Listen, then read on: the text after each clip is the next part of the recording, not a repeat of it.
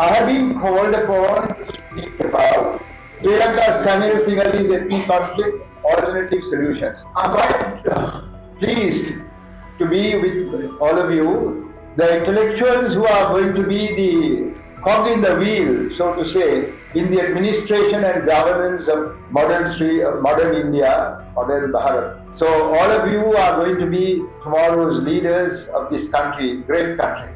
Today, India is not what it was when I used to first come here nearly 50 years ago. It's a changed country.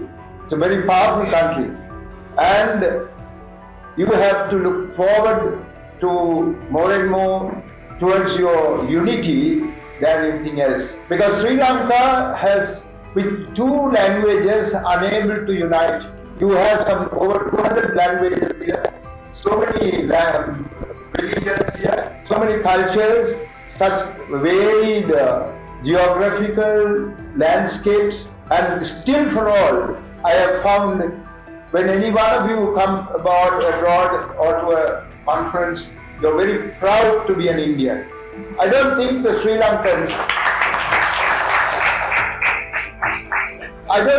Tamil Sri Lankans feel the same way. We have been deprived, we have been discriminated against, we have been the subject of death, damage and destruction.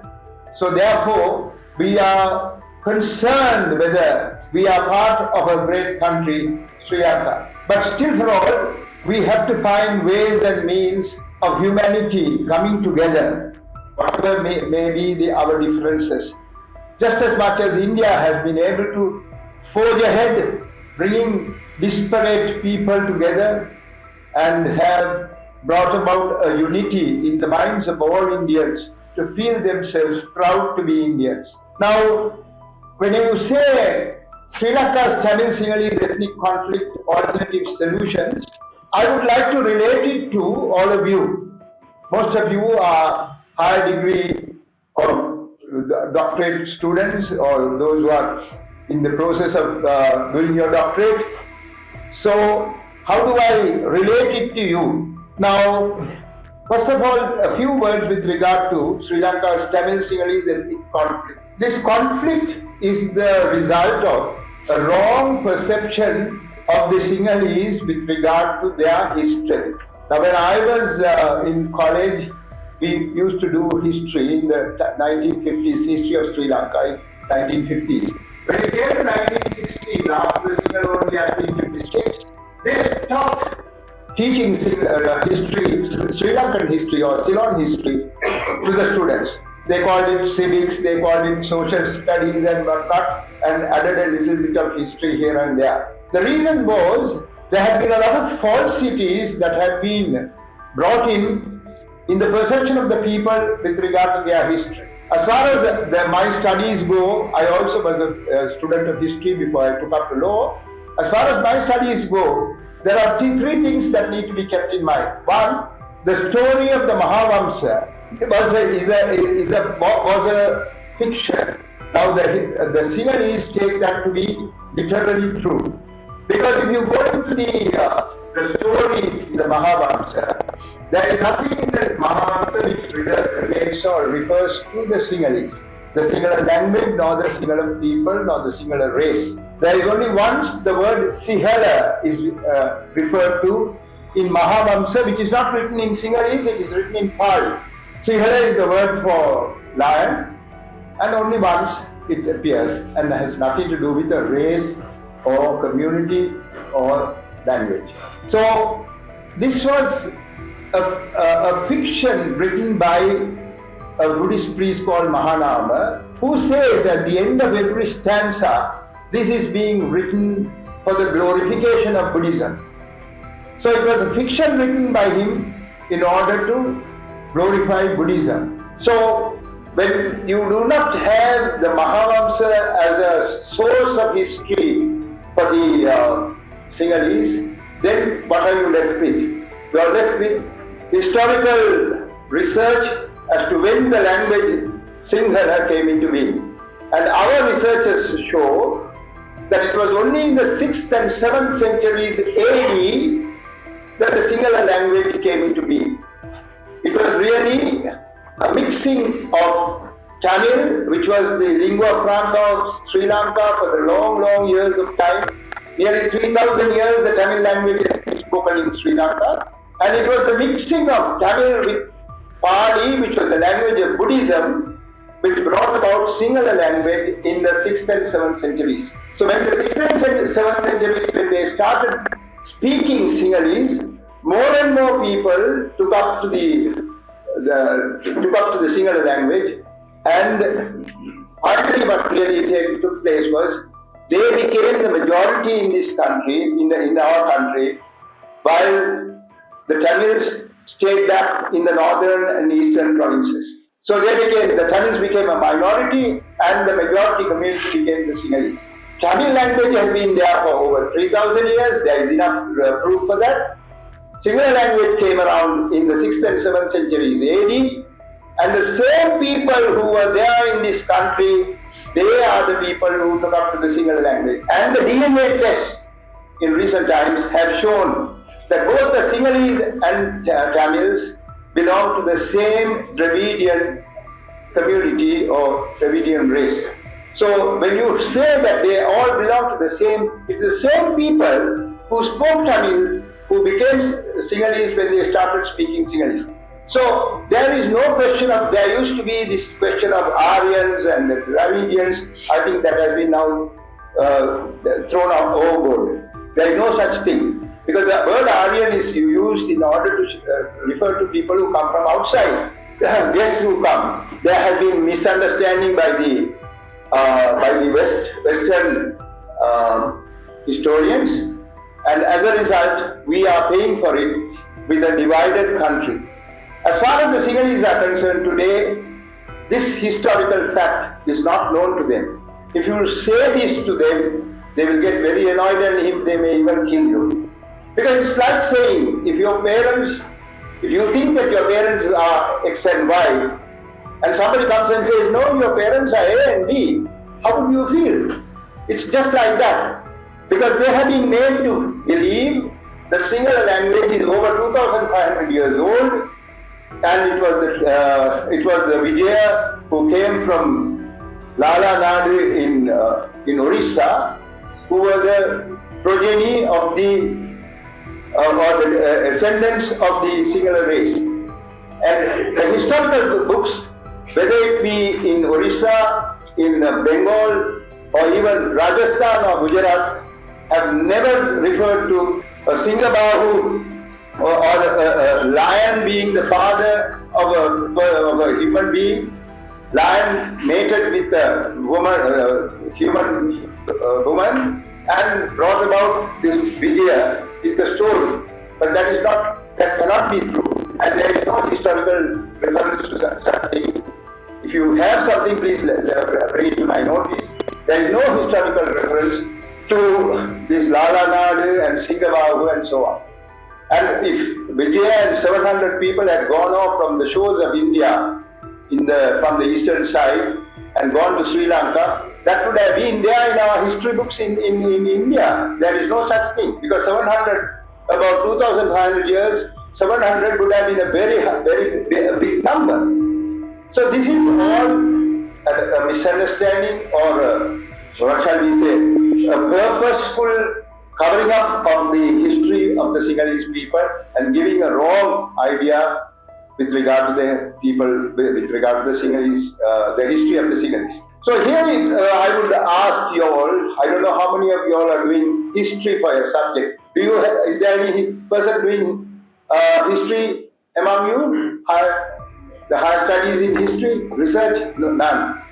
Anyway, I think it is time for people to take up to history in order to find out the ancient history of the Southeast Asian region with special reference to Sri Lanka. If you do so, you will come out, I'm sure, with regard to the same facts which I have now referred to you in this talk. And if that be so, if the Sinhalese are made to know that they are not what they think they are, if they are advised or if they are educated with regard to their past, there is a very sincere, very plausible possibility that they may change their views with regard to themselves, and therefore a possible alternative solution to the ethnic conflict could be found. Now, I am trying to say this in order to point out to you that this is one of the ways by which the Sinhalese people could be educated with regard to themselves, and therefore by virtue of the education they may be able to change their views. Today they have a very false view. What they say is the Tamils came into Sri Lanka only in the 10th century AD with the Chola conquest. Now there had been long years earlier, the Tamils from the Pandyans, Pallavas, they were all there, and there is another aspect of it which is very interesting. There are Tamils who belong to the period of the Kumarikandam, which was the area of land which was taken into the Indian Ocean, and still there are evidence with regard to a great civilization down below under Indian Ocean. It extended from Sri Lanka to Madagascar and Perth in Australia, and that triangular piece is underneath. And this is referred to in the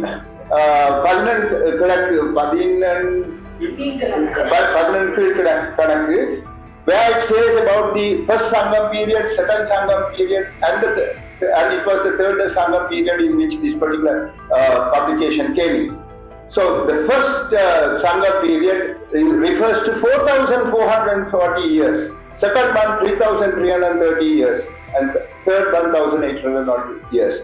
So all those periods there has been the development of Tamil language in those areas. Now if you add it up with the Kiradi excavations that we have found and Mohenjo-daro Harappa, you will find there is a similarity with regard to the culture that existed in those areas with what is there expected to be in the under the sea in the Indian Ocean. There was Russian excavations or Russian expeditions to research with regard to what is there left of the Lemurian continent under the Indian Ocean some years ago, but Sri Lankan government stopped it. And I think the Indian government also was not quite in favor of it. So there is a very great question of research that could be undertaken by you in order to find out what lies under the Indian Ocean south of Sri Lanka. Why I mentioned about this is we have Tamils in Sri Lanka who are the descendants of those who were there during the time of the Lemurian continent. So that it is not necessary that they came from South India to Sri Lanka, but they were there existing right from the beginning of time, the beginning of history. Now they have made researchers. There are certain urns that were found in Adichanallur in South India and Pomparipur in Sri Lanka, and they have been found to be of the same culture. So the antiquity of the Tamil culture of these areas is to be taken into consideration. But then what does the Sinhalese man say? Oh, you all came in the 10th century, you took over all what we had in this country, which we belong to the Sinhalese, and we are trying to drive you out because of that. Now that is not true. All what I have told you now is the historical truth. You can go into it. All of you are intellectuals. Please do some studies, read about all these things. Then you will find out that 2 or 3 things. One, 3,000 years the Tamil language has been spoken in Sri Lanka. 2, Sinhala language came into being only in the 6th and 7th century AD. 3, Mahavansa is a fiction, and one cannot give any historical credence to the contents of the Mahavansa. Now, if all these things are brought out, then the possibilities of the Sinhalese changing their viewpoints about themselves, and also with regard to the antiquity of the Tamils, might change their viewpoints in order to bring about a change in their perceptions, and therefore it might be an alternative solution. I do not know what the persons who gave this heading had in mind when they said Sri Lanka's Tamil Sinhalese ethnic conflict, alternative solutions. Alternative solutions can be of various kinds. Basically, it should be the change of heart on both sides that can bring about any solution. So long as there are wrong perceptions about themselves and their history, how are we going to bring about change of perceptions? That is why I say, go back into history, find out what the truths are, tell them this is the truth, and if they come to understand about their past, the possibilities of a change of heart is there, and that is my suggestion for an alternative solution. I don't think I could go into any further things because all of you all are hungry, including me. So, therefore, let me conclude my speech with this. Thank you very much.